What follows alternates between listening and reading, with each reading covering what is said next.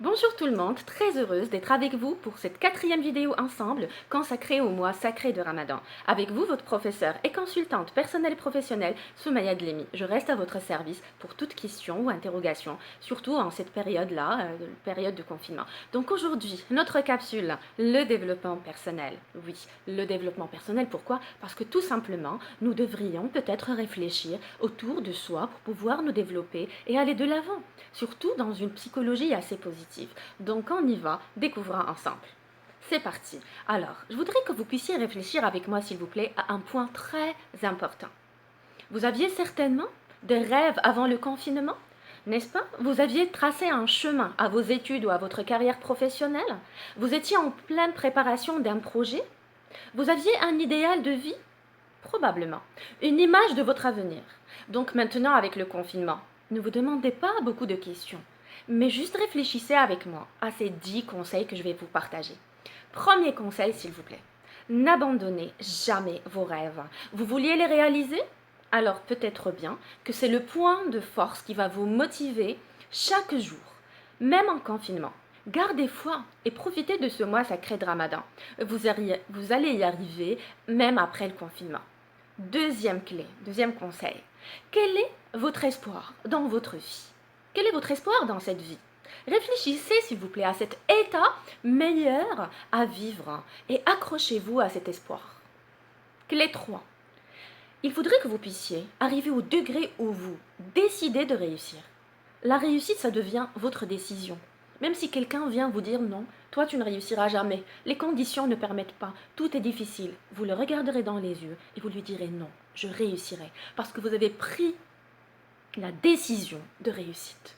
Et oui, la réussite c'est une décision, même si comme je vous ai dit, une personne à vos côtés vous démoralise, elle a un discours négatif, ou elle vous dit non franchement, je ne pense pas que tu réussiras, je voudrais que vous puissiez le regarder dans les yeux et lui dire si, je réussirai, malgré tout. Avec les moyens de bord, avec les conditions qu'il y a, je réussirai et je ferai tout pour y arriver. Clé 4. La détermination. Elle crée ce qui nous paraît impossible. C'est difficile de sourire lorsque vous n'allez pas bien, mais vous le faites plusieurs fois. Vous souriez. C'est difficile de rester zen, logique même dans les pires situations, et vous le faites. Donc, qu'est-ce qu'il y a comme point positif chez vous? Vous continuez. La continuité. Donc, cela nous montre quoi? Que vous êtes fort. Et donc, je voudrais que vous puissiez exploiter cette force. Clé 5. Ne laissez jamais une tristesse chez vous. Vous savez, la vie n'est pas toujours rose. Donc, il y a des jours très beaux, on va dire, avec de très belles situations qui arrivent. Et il y a des situations assez difficiles à gérer. Et oui, mais lorsque vous laissez une tristesse vous habiter trop longtemps, cela peut vous mener vers une déprime, une démoralisation. Donc ne laissez jamais une tristesse chez vous. Ne la laissez pas vous habiter plus que 24 heures. C'est une devise que je suis et que j'essaie vraiment de vous partager. Une journée et une nuit, c'est assez largement suffisant. C'est largement assez pour être triste. Donc le lendemain, commencez une nouvelle page de votre vie. Commencez une autre émotion. La continuité, s'il vous plaît. Et l'oubli. On essaie, on tente et on y arrive. Doucement mais sûrement.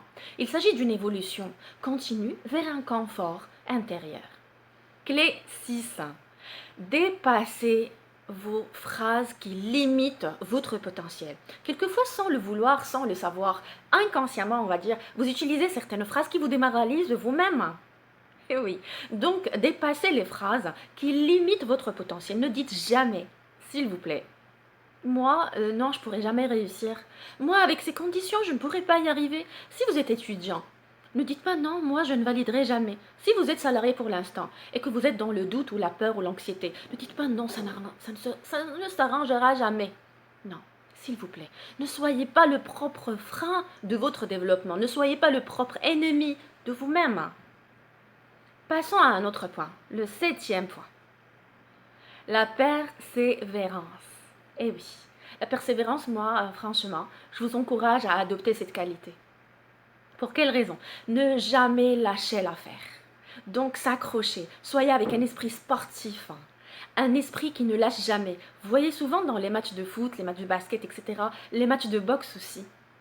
Les champions, ils sont là, blessés, ils ont mal, mais ils continuent, ils persévèrent. C'est une décision, comme je vous ai dit tout à l'heure, ils prennent le risque, même au-delà du possible, pour pouvoir y arriver. Et donc, la persévérance, ne jamais lâcher l'affaire. Donc, on ne s'arrête jamais, s'il vous plaît. On ne s'arrête jamais au milieu du chemin, on ne s'arrête jamais en cours de route, mais plutôt rester à combattre, à être compétitif jusqu'au bout. Ne lâchez jamais l'affaire. Clé 8. Imaginez-vous d'ici 5 ans. Ça sera peut-être votre motivation. Je voudrais que vous puissiez imaginer votre futur, votre bureau, la plante qui sera là, à droite, avec une force de l'imagination. Tout est mental, vous savez, lorsqu'on décide de réussir et on commence à se projeter dans un futur assez positif. Donc tous nos sens commencent à nous donner de la motivation. Et cette force de notre imaginaire, ça va se répercuter sur notre ressenti. Je voudrais que vous puissiez avoir une projection positive de votre propre avenir.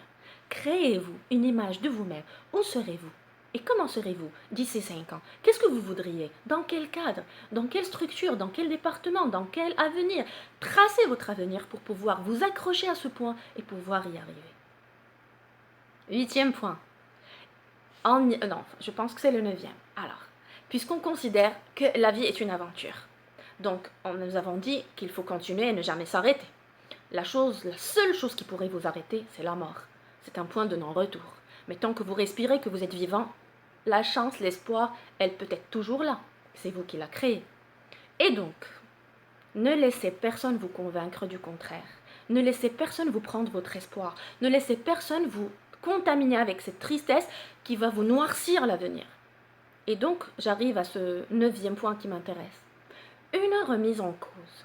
Critiquez-vous chaque jour. Ben oui, il le faut bien, il faut qu'on puisse se critiquer chaque jour, au quotidien. Pourquoi? Parce que celui qui ne se critique pas, il ne verra jamais ses défauts, il verra toujours les défauts des autres, les problèmes des autres, ce qui se passe ailleurs. Et ce n'est pas toujours vraiment positif, vous savez, parce que lorsqu'on ne peut se voir réellement, lorsqu'on ne peut se juger réellement, nous ne pouvons pas nous améliorer. Le champ de la continuité et du développement n'est pas possible. Donc le démarrage du changement arrive de nous-mêmes, de notre interne. Donc se voir. Vous vous rappelez, dans une ancienne vidéo, je vous avais demandé de faire ce geste-là. Au lieu de regarder tout le temps les autres, de culpabiliser les autres, de reprocher aux autres, peut-être qu'il faut faire ce doigt vers nous. Le pointer vers nous et se dire, est-ce que j'ai vraiment toutes les qualités qu'il faut? Est-ce que je suis arrivé à un point où je peux être satisfait de moi-même? Est-ce que je suis une source de bonheur pour les autres? Et je me pose tellement de questions. Est-ce que ce que je voulais, j'y arrive ou je n'y arrive pas? Est-ce que j'atteins mes objectifs ou pas? Je réfléchis. Je réfléchis autour de moi-même dans un processus de développement personnel. Dernier point, le 10e.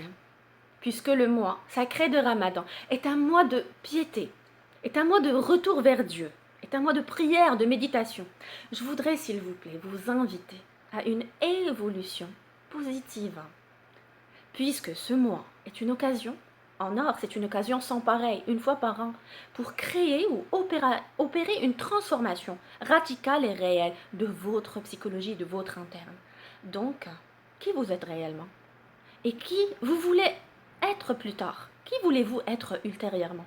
Posez-vous cette question et commencez le développement personnel à partir d'aujourd'hui. Je compte sur vous, je vous fais confiance et on se retrouve dans une prochaine vidéo pour encore partager d'autres clés. Prenez soin de vous et excellente fin de journée.